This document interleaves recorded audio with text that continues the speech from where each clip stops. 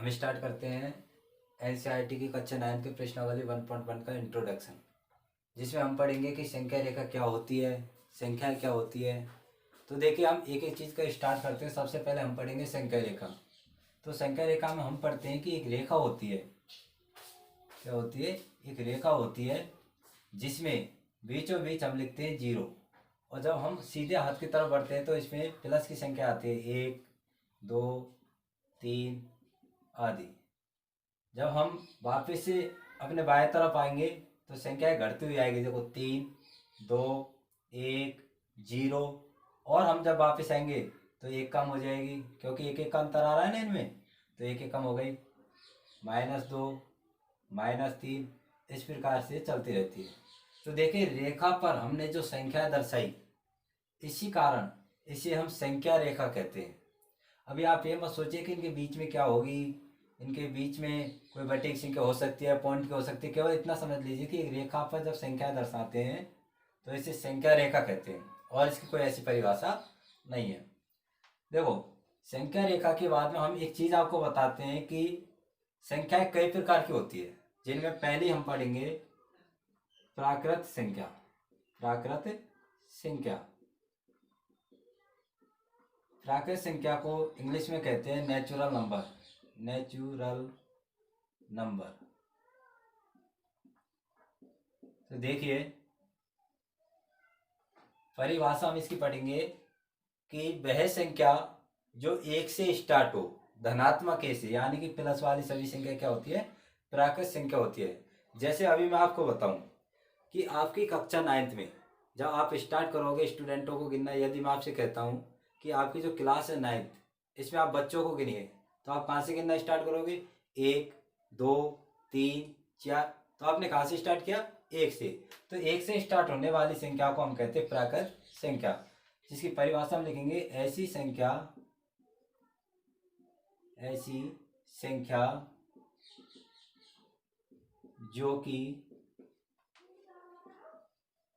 1 से प्रारंभ होती है,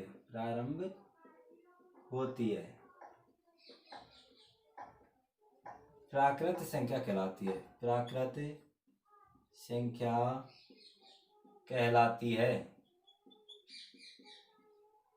देखिए, परिभाषा हम इसकी चाहे कितनी बना सकते हैं, क्योंकि परिभाषा हम ही बनाते हैं। हम इस प्रकार से बोल सकते हैं कि 1 से प्रारंभ होने वाली संख्याओं को प्राकृत संख्या कहते हैं, या ऐसी संख्या जो कि 1 से प्रारंभ होती है प्राकृत संख्या कहलाती है। इसे कैपिटल एन से व्यक्त करते हैं, कैपिटल एन से व्यक्त करते हैं। ठीक है। तो प्राकृत संख्या को हम किस प्रकार लिख सकते हैं? जैसे n बराबर 1 2 3 4, ये सभी क्या है? प्राकृत संख्या है। मैं पूछूं कि एग्जाम्पल जैसे कि 45 क्या है, तो 45 एक प्राकृत संख्या है। ठीक है। अगली संख्या है जिसे हम कहेंगे पूर्ण संख्या। पूर्ण संख्या, पूर्ण संख्या को इंग्लिश में हम कहते हैं होल नंबर। Whole number. ठीक है। प्राकृत संख्या आप समझ चुके होंगे। उसके बाद हम पढ़ेंगे पूर्ण संख्या। ज्यादा नहीं पढ़ेंगे, 3-4 संख्या है। पूर्ण संख्या, होल नंबर। तो देखिए, पूर्ण संख्या में है क्या कि इस जो हमने यहाँ से प्राकृत संख्या ली, इनके साथ हम 0 को भी शामिल कर देते हैं, तो ऐसी संख्या मिलकर बनती है पूर्ण संख्या। तो यहाँ पे हम शॉर्टकट से पढ़ेंगे कि 0 प्लस प्राकृत संख्या, 0 प्लस प्राकृत संख्या की ऐसी संख्या, प्राकृत संख्या जिसमें यदि 0 को शामिल कर लिया जाए तो बनने वाला समूह पूर्ण संख्या कहलाती है।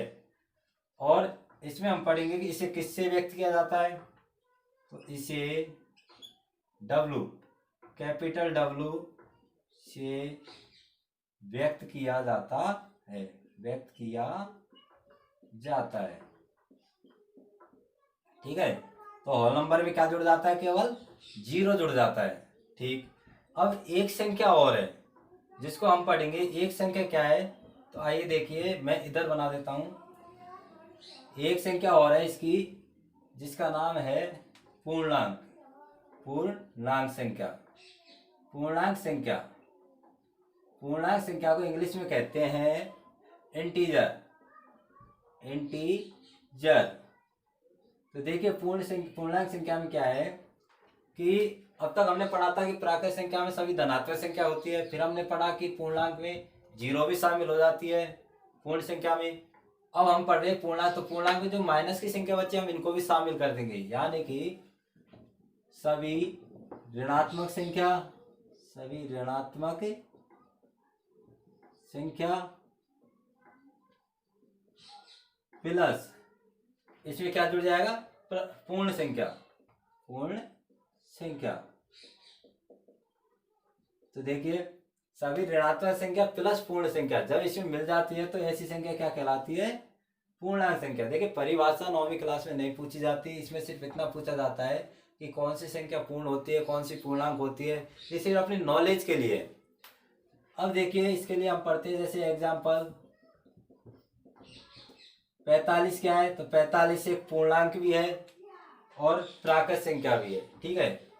-35 की बात करूं तो -35 सिर्फ पूर्णांक है, ना तो पूर्ण संख्या है ना ही प्राकृत संख्या है। 0 की बात करूं तो 0 प्राकृत नहीं है, क्या है, पूर्ण भी है और पूर्णांक भी, क्योंकि पूर्णांक में सभी संख्या आती है, ठीक है। तो 3 प्रकार की संख्या हमने पढ़ी, प्राकृत संख्या जिसे n से व्यक्त करते हैं, पूर्ण संख्या जिसे w से व्यक्त करते हैं, और पूर्णांक जिसे हम पूर्णांक के बता देता हूँ, पूर्णांक इसे z से व्यक्त करते हैं, z से व्यक्त करते हैं, पूर्णांक इसे z से व्यक्त करते हैं। तो इस प्रकार से 3 संख्या हो चुकी है अपनी। अब हम आगे पढ़ेंगे कि परिमेय संख्या क्या होती है, ठीक है। तो ये अपना टॉपिक है कि परिमेय संख्या क्या होती है, और इसी से संबंधित अपने प्रश्न आएंगे।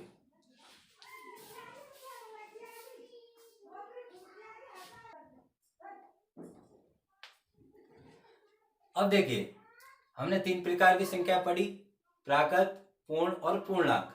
अब जो अपनी मेन संख्या है जिसे हम कहते हैं परिमेय संख्या, परिमेय संख्या, देखिए इंग्लिश में इसे कहते हैं इंटीजर, इंटीजर, ठीक, इंग्लिश में इसे इंटीजर कहते हैं। इसका अर्थ क्या है, एक मिनट आप समझिए कि हमने जो संख्या रेखा बनाई थी ये वाली, इसमें हमने लिया था 0, 1, 2, आगे कितनी हो सकती है, ठीक, इधर -1, -2। तो एक बात बताइए, क्या इन दो संख्याओं के बीच में कोई और संख्या नहीं हो सकती? बिल्कुल हो सकती है। मैं लिख सकता हूँ 1/2, 3/2, ऐसे चलती जाएंगे, इधर -1/2, -3/2, ठीक है।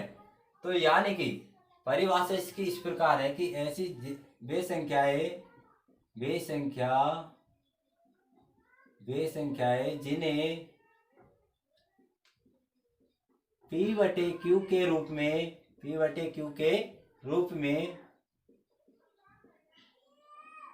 व्यक्त कर सके,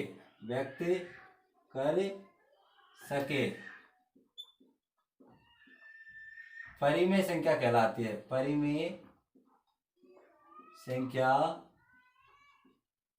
कहलाती है,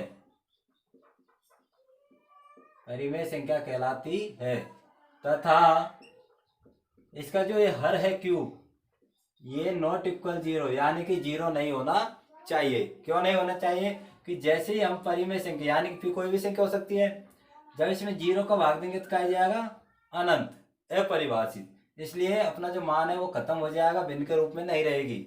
तो इसलिए हम कह सकते हैं कि जो हर है वो 0 नहीं होना चाहिए और संख्या को P/Q के रूप में होना चाहिए, तभी वह परिमेय संख्या कहलाएगी।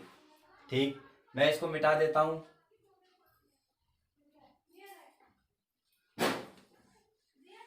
अब देखिए परिमेय संख्या को किससे दर्शाते हैं, तो हम यहाँ पे लिखेंगे परिमेय संख्या को